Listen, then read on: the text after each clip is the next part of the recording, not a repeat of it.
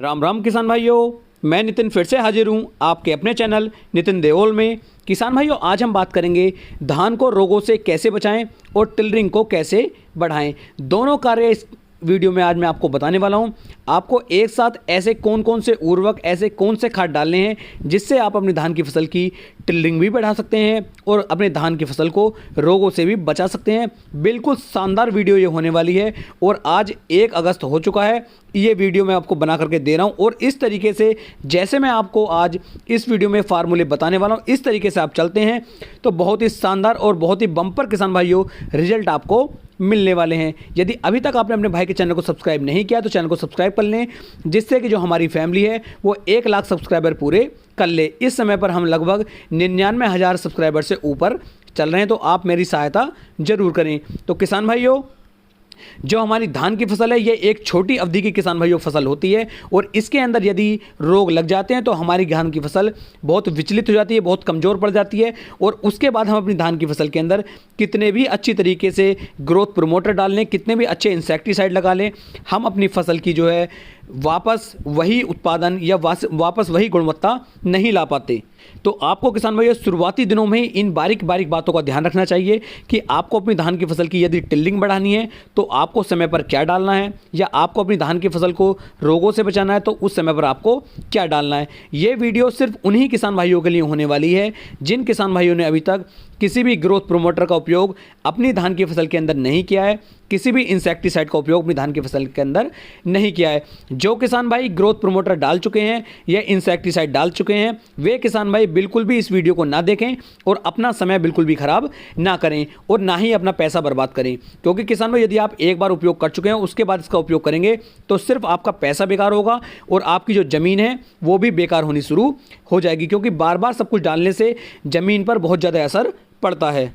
किसान भाइयों, मैं कमेंट बॉक्स लगातार कमेंट बॉक्स से 1 से 2 कमेंट ले रहा था, 3 कमेंट ले रहा था, लेकिन वो तरीका किसान भाइयों को शायद अच्छा नहीं लग रहा है, इसलिए मैंने कमेंट लेने बंद कर दिए हैं। यदि आप चाहते हैं कि दोबारा से कमेंट लिए जाएं तो आप मुझे कमेंट बॉक्स में कमेंट कर सकते हैं। दोबारा से कमेंट लेने शुरू हो जाएंगे। तो चलिए शुरू करते हैं। किसान भाइयों, इसके लिए आपको 2 तरह के इंसेक्टिसाइड आते हैं। एक किसान भाइयों काफ़ी सस्ता होता है और एक किसान भाइयों काफ़ी महंगा होता है। ऐसा नहीं कि सस्ता काम नहीं करता, कि सिर्फ महंगा ही काम करता है। तो यहाँ पर 2 इंसेक्टिसाइड के बारे में आपको बताऊंगा और 2 ग्रोथ प्रमोटर के बारे में आपको बताने वाला हूँ।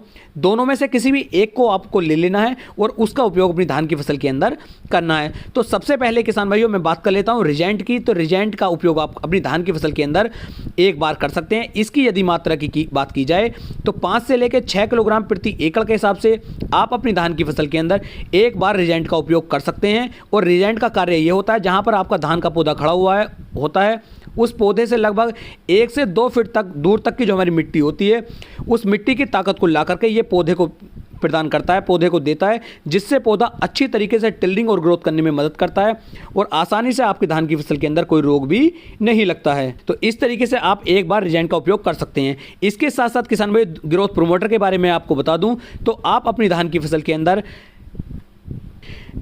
जिंक सल्फेट का उपयोग कर सकते हैं। और जिंक सल्फेट का उपयोग किसान भाइयों एक बार धान की फसल के अंदर आपको 100% करना ही करना चाहिए, क्योंकि इसका उपयोग यदि आप नहीं करेंगे तो धान की पैदावार किसान भाइयों कम हो जाती है। यदि जिंक सल्फेट की बात करूं तो इसके अंदर जिंक भी डली हुई होती है और सल्फर की मात्रा भी किसान भाइयों इसके अंदर दी हुई होती है और इसकी मात्रा 5 से लेकर 6 किलोग्राम प्रति एकड़ के हिसाब से आपको अपनी धान की फसल के अंदर डालनी चाहिए। और इन दोनों को आपको लगभग 25 से लेकर 30 किलोग्राम यूरिया के अंदर मिक्स करके तब आप इसका उपयोग जो है अपनी धान की फसल के अंदर कर सकते हैं और ऊपर से अपनी धान की सिंचाई आप कर सकते हैं। यदि आप इस तरीके से करते हैं तो ये बहुत अच्छी तरीके से धान की फसल को रोगों से बचाएगा और टिल्डिंग बढ़ाने में मदद किसान भाइयों करेगा। इस कार्य को आपको धान की रोपाई से लगभग 20 से लेके 40 दिन की अवस्था के अंदर कर लेना चाहिए, क्योंकि 40 दिन से पहले यदि आप इस कार्य को कर लेते हैं तो आपकी धान की फसल टिल्डिंग भी अच्छे से करनी शुरू कर देगी और आपके धान की फसल के अंदर कोई रोग भी नहीं लगेगा। तो इस तरीके से आप अपनी धान की टिल्डिंग